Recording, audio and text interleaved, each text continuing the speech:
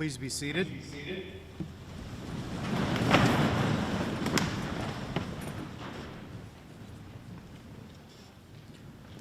Good morning. It's my distinct honor to welcome all of you here this morning to honor our veterans. When Francis Scott Key wrote the Star-Spangled Banner almost 200 years ago, he called America the land of the free and the home of the brave. Those words are as true today as they were then. Throughout this nation's history, America's soldiers, sailors, airmen, Marines, and Coast Guardsmen have bravely answered the call to defend our freedom, to aid our friends and allies, and to turn back aggressors.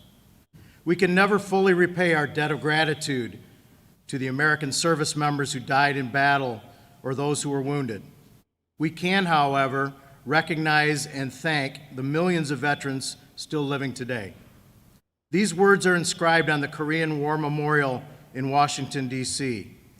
It says, "Our nation honors her sons and daughters who answered the call to defend a country they never knew and a people they never met." And those words apply equally to many of our World War I, World War II, Vietnam War, and Gulf War veterans as well. They also apply to today's active duty service members, tomorrow's veterans, who are helping to maintain peace throughout the world. Today it is our privilege and honor to say thank you to all of America's veterans, to let them know that we appreciate them for their service and we honor them for their sacrifices. The price of freedom is high. We cannot afford to forget those willing to pay it. Today we celebrate, it's a celebration today, of Americans' veterans for keeping this nation the land of the free because of the brave. And at this time, I'm going to introduce to you Mr. Brad Anderson, who will continue this morning's ceremony.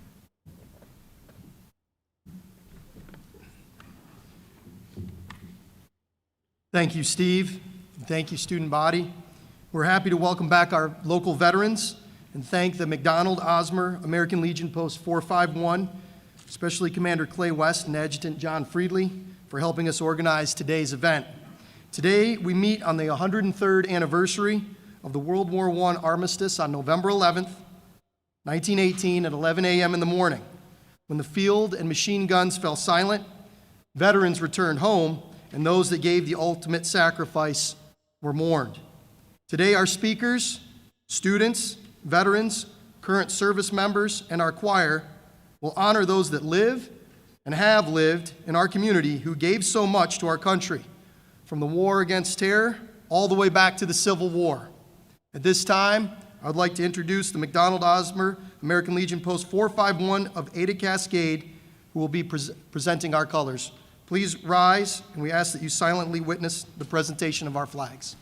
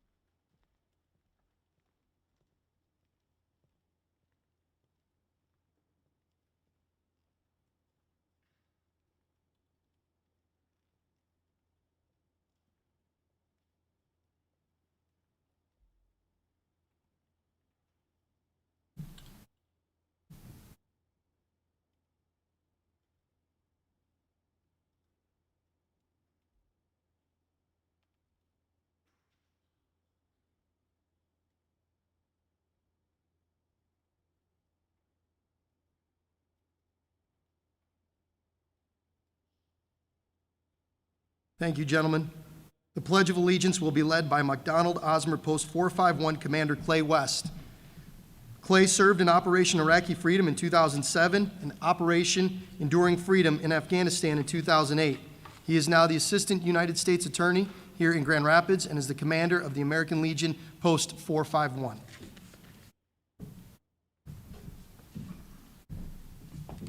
Please join me in the Pledge of Allegiance.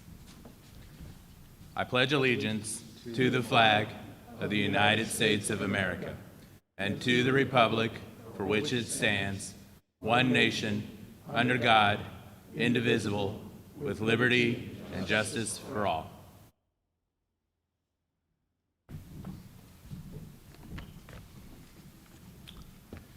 Thank you, Commander West. As you enter the gym, you may have noticed the empty table here on the stage. It is the missing man table and is reserved for fallen comrades in arms. This symbolizes that they are with us. They're with us here in spirit today.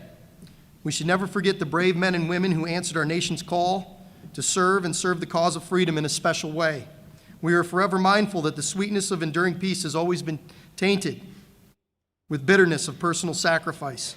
We are compelled to never forget that while we enjoy our daily pleasures, there are others who have endured the agonies of pain, deprivation, and death.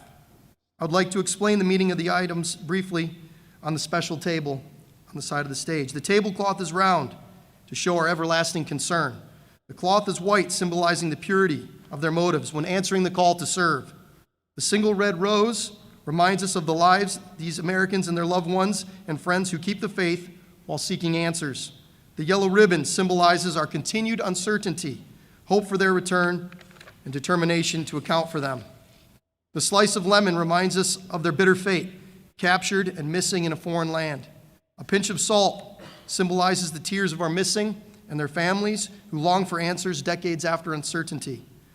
The candle reflects our hope for their return, dead or alive. The Bible represents the strength gained through faith to sustain us and those lost in our country. The glass is inverted to symbolize their inability to share a toast. The chairs are empty to symbolize our dear missing friends. Please take a moment and give thought to those who have paid the ultimate sacrifice for our nation, including those that have graduated from Forest Hills and Forest Hills Central. Those men and women who have fought for everything we are and everything we have yet to become. Give honor to their sacrifice and be thankful. For love of country, they accepted their final outcome. I would now like to introduce our central singers who will be singing our national anthem and America the Beautiful.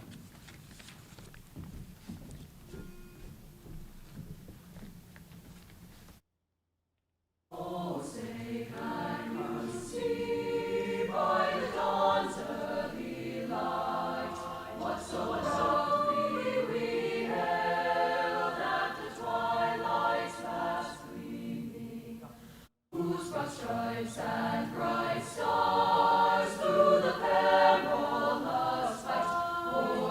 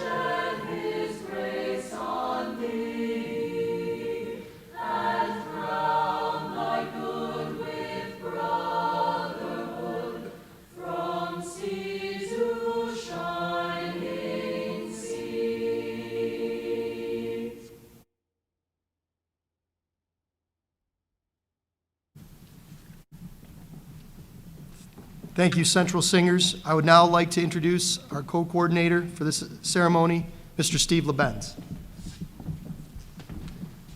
Please be seated. Good morning. I am really glad to be back after a year hiatus. Those of you who were with us a couple of years ago remember that we had a pretty good snowstorm, but improvise, adapt, and overcome, as we have heard a few times in our hallways. Today we pay tribute to all of our hometown heroes, Ada and Cascade residents who served honorably in our armed forces. And I remember as I was driving in thinking about some of the families that we've had go through here. The Delaney's with 4 kids who all went to the Air Force Academy. A little bit further back in the 1960s and 70s, we had the Van Wyck brothers, all 4 joining the Marines after their time here at Forest Hills High School back in those days. We are pleased to be joined by local veterans organizations, as Brad mentioned, like the American Legion Post 451. We also have Forest Hills High School and Forest Hills Central alumni present as well, along with family and friends, and we're certainly glad that you are here. To all, we welcome you and hope that today's ceremony can properly honor you for your service and your sacrifices. If we could please at this time have all of our veterans rise and give them a chance to get up, and we'll give them a big round of applause for being with us today.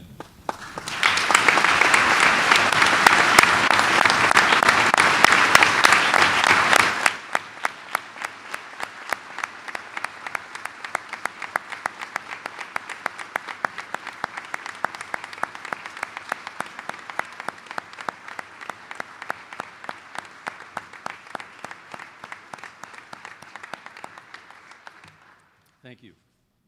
We also welcome to our ceremony Peter Ruppert and Joe DiBenedetto, who are co-chairmen of the Armed Forces Thanksgiving, and Mike Keast of the West Michigan Veterans Coalition, and we'll hear from them soon. Next is the first of a couple of poems that will be read around the world today. This first one by an English writer, Robert Binion, is called For the Fallen. It was written in the early days of the war, September of 1914. And shortly after the world had received news of massive English casualties in the first battles along the Western Front. Its themes are universal, and I'm happy to bring to the mic our senior class president and a young man who has been a leader throughout his time here at the high school, Mr. Benji Zorn.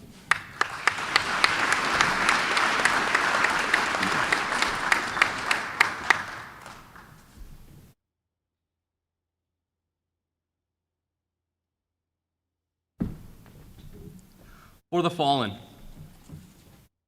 With proud thanksgiving, a mother for her children, England mourns for her dead across the sea. Flesh of her flesh they were, spirit of her spirit, fallen in the cause of the free. Solemn the drums thrill, death august, and royals sing sorrow up until immortal spheres. There is music in the midst of desolation, and a glory that shines upon our tears. They went with songs to the battle. They were young, straight of limb, true of eye, steady and aglow. They were staunch to the end against odds unaccounted. They fell with their faces to the foe. They shall grow not old, as we that are left grow old. Age shall not weary them, nor the years condemn. At the going down of the sun and in the morning, we will remember them. They mingle not with their laughing comrades again. They sit no more at familiar tables of home. They have no lot in our labor of the daytime. They sleep beyond England's foam. But where our desires and our hopes are profound, felt as a wellspring that is hidden from sight, to the innermost heart of their own land, they are known as stars are known to the night. As the stars that shall be bright when we are dust, moving in marches upon heavenly plain, as the stars that are starry in the time of our darkness, to the end, they remain. Thank you.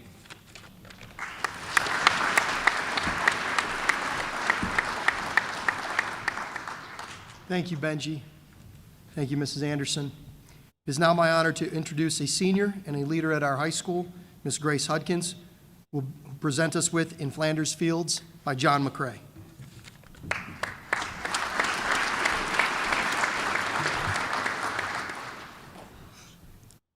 Flanders fields the poppies blow, between the crosses, row on row, that mark our place, and in the sky the larks still bravely singing fly.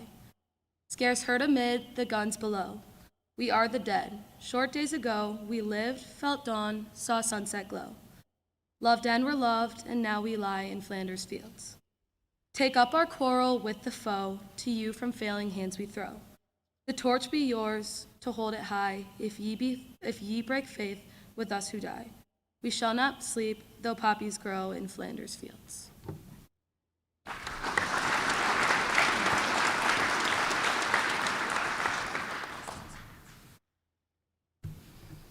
Thank you, Benji and Grace. At this time, it's my pleasure to introduce to you two gentlemen who are co-chairs of an organization in West Michigan called the Armed Forces Thanksgiving. These gentlemen have provided leadership in West Michigan to support and honor our veterans, and we are excited to have them with us today. Please welcome Mr. Peter Ruppert and Mr. Joe DiBenedetto to the stage.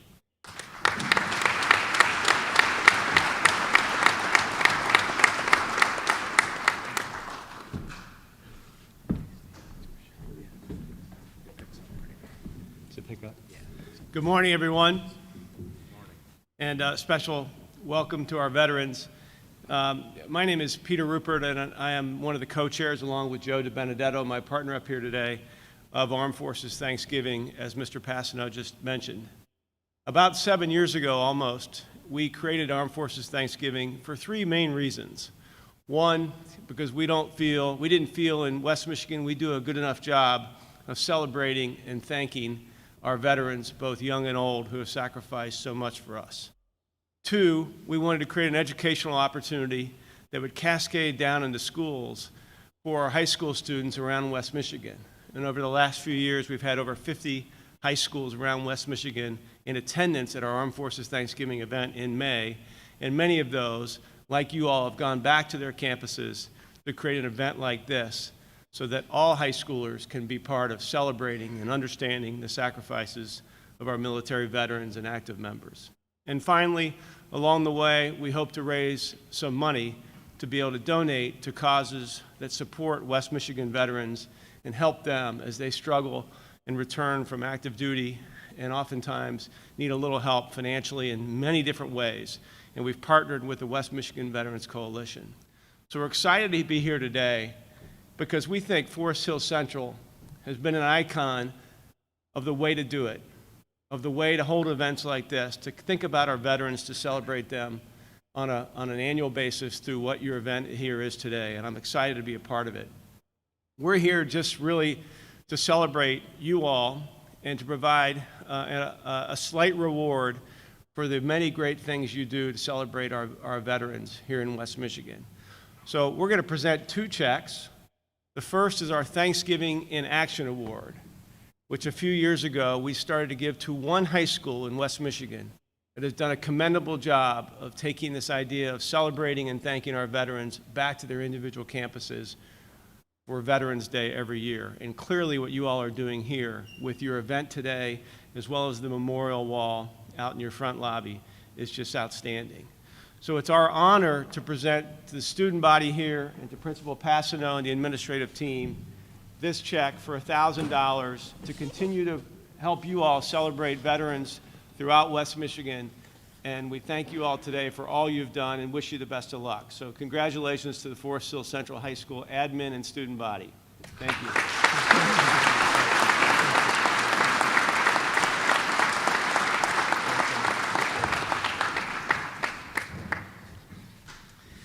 The second check that we are excited to give today is the annual donation that we make to the West Michigan Veterans Coalition. Representing the West Michigan Veterans Coalition is Marine Corps veteran Mike Keast, who's with us today. And it's our board's honor for the Armed Forces Thanksgiving to today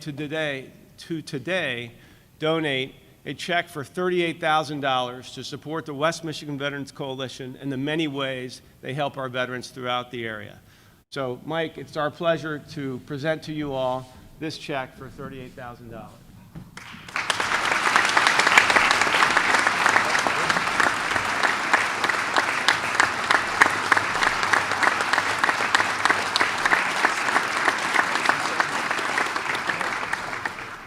Over the past 6 years, our annual event has been able to raise enough money to donate nearly $300,000 to support our West Michigan veterans across West Michigan. So thank you all for what you're doing. Have a wonderful rest of your event. We're proud to be part of what you're doing today. Thank you so much. Thank you so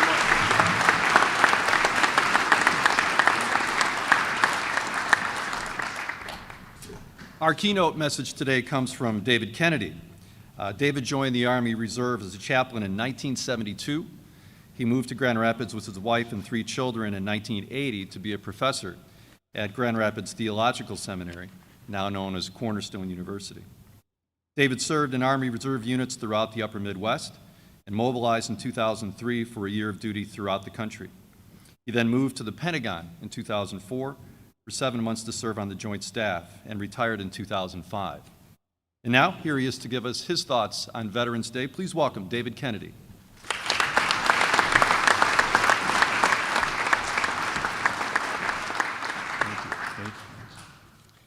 Thank you for inviting us veterans to join you today. Thanks, too, for the wonderful Veterans Wall that you have in your building, including Forest Hill Central Veterans. It is really quite something. I came by this week to look at it specifically. It is amazing. All of our veteran stories are different. Talk to any of these veterans that you see assembled, and their stories are far more interesting than mine. But at the same time, I would encourage you to talk to veterans in your family or veterans that you might know. Don't just walk up and do a quick flyby and say, "Hi, how are you? Tell me about your story." But take some time and get to know them.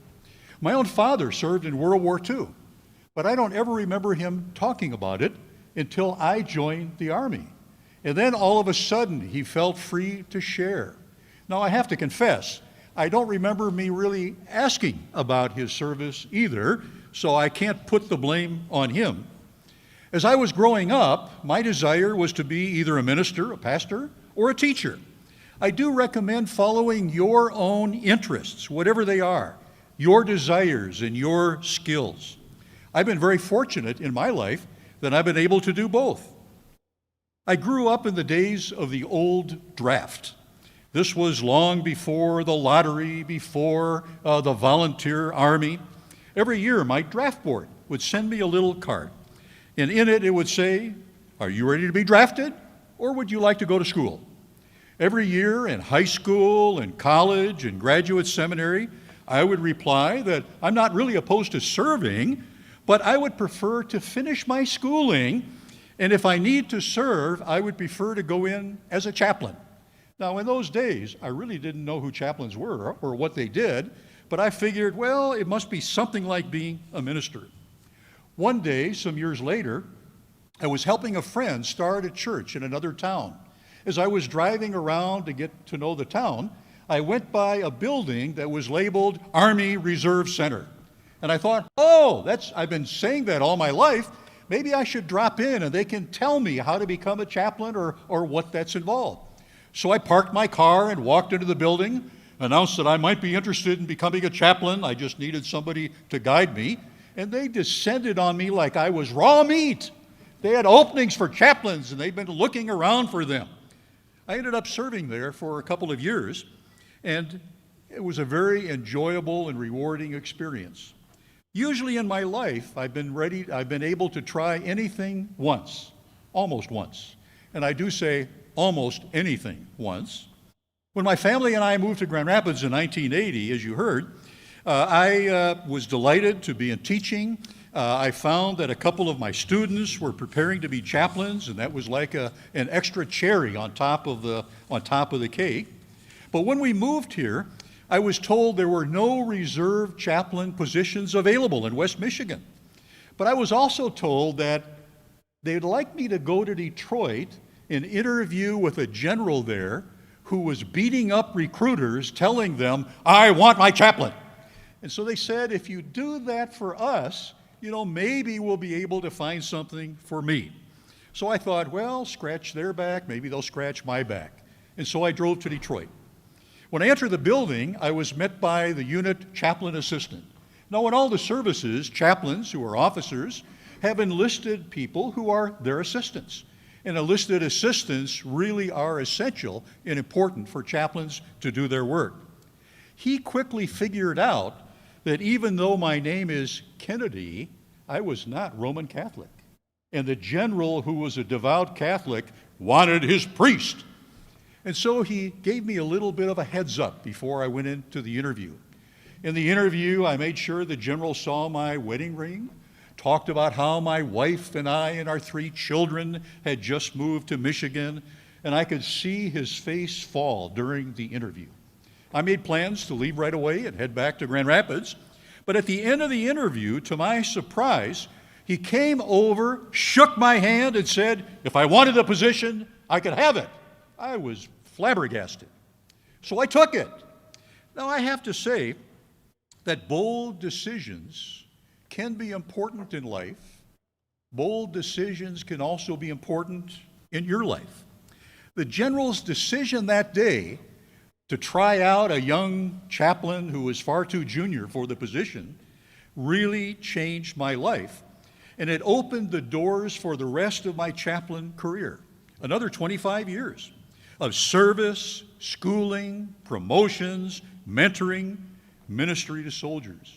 It opened up a world of experience I would not have had otherwise, including a mobilization towards the end of my career of a year and a half, service in the Midwest. I did not go overseas. I don't have any interesting war stories, unlike many of the veterans who are gathered today. And also some service in the Pentagon on the Joint Staff that was mentioned. Don't be afraid to make bold decisions in life.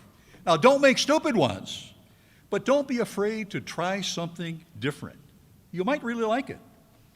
My chaplain parish then consisted of 28 separate units scattered over 8 states in the upper Midwest. And my job was to be their chaplain. That was an exciting time and a challenging time. What I like best about being a chaplain is that I could help anyone who wanted it.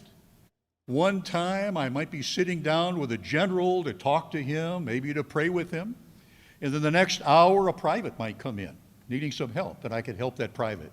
For as a chaplain, I was connected to everyone in the unit, and I was able to keep their confidences. One of my own chaplains expressed his approach to ministry in ways that are more profound than anything that I've been able to come up with. He said he believed that God was working in the lives of everyone that he met. And his job was to find out where they were on that journey and help them to take the next step. Not to try to convince them or encourage them or force them to go to the end of the journey, but just to take the next step. Now, you may not share that theology, but I would submit to you that one of the things that should be important for all of us in life is to get to know people and to try to be a positive influence to help them take the next step on their journey, wherever that might be leading. One final note. 2 months ago, we remembered the attack on 9/11, which occurred 20 years ago. I was teaching at the time and remember that well. I'm guessing none of the students in the audience here have a memory of that time. You were all probably gleams in somebody's eyes, perhaps. But when I saw the plane strike the building that day, it hit home to me in a very personal way. It was the part of the building right next to the concrete helipad. That was the part of the building where I had worked for 5 years, part-time, as a reservist. I would be walking down a hall to get to my office. I would see the helipad out the doors. I would make a left and then go to the office and get to work. That was the office of the Army Chief of Chaplains, as well as many other people who worked in that slice of the five-sided building. A few years before 9/11, the Department of Defense decided that the building needed to be seriously renovated. I can confirm that. As I would walk through the halls in the days before that, I wondered if some inspector would come in and condemn the whole building. It did not look really great to me, although I'm not a trained evaluator of those things.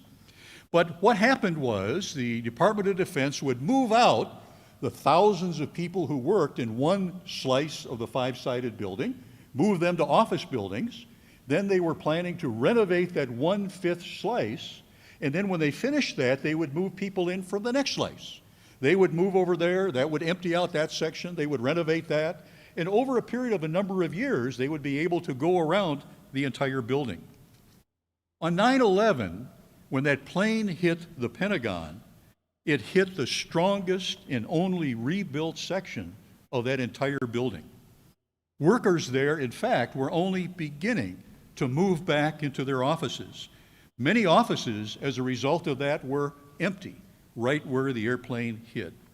If it had hit any other side of the building, I would guess that the loss of life would potentially be in the hundreds or maybe even thousands. And the whole building, or maybe a larger portion of it, very well might have collapsed. As it turned out, there were 59 passengers on that American Airlines flight that day that perished, and there were 125 individuals in the Pentagon who had gone back to those offices who were killed in that attack. That indeed is tragic, and that's something that I think about quite often. But at the same time, I knew that it was not as bad as it might have been. As I also saw the pictures and learned about that attack that day, I suddenly realized that my life was about to become very, very much busier. It did.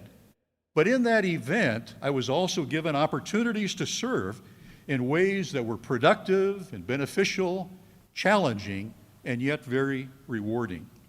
So my admonition to you today is talk to veterans that you know.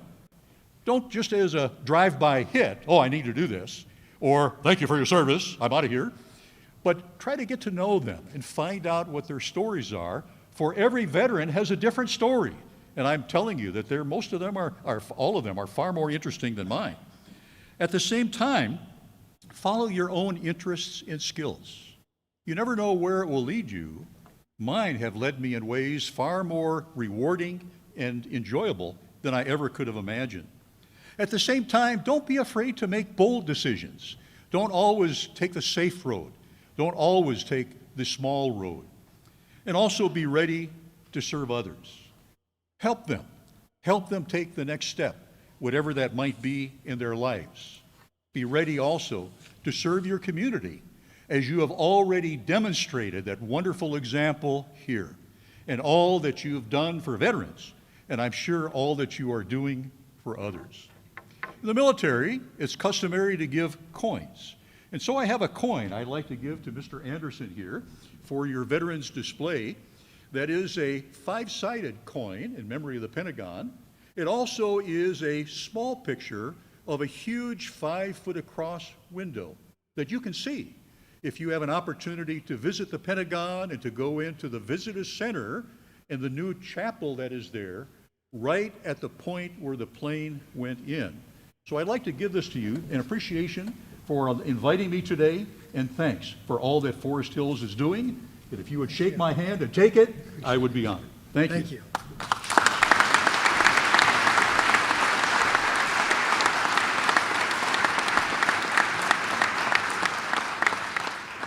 Thank you. Thank you, Mr. Kennedy. We appreciate your words, and I will treasure this always. I appreciate it.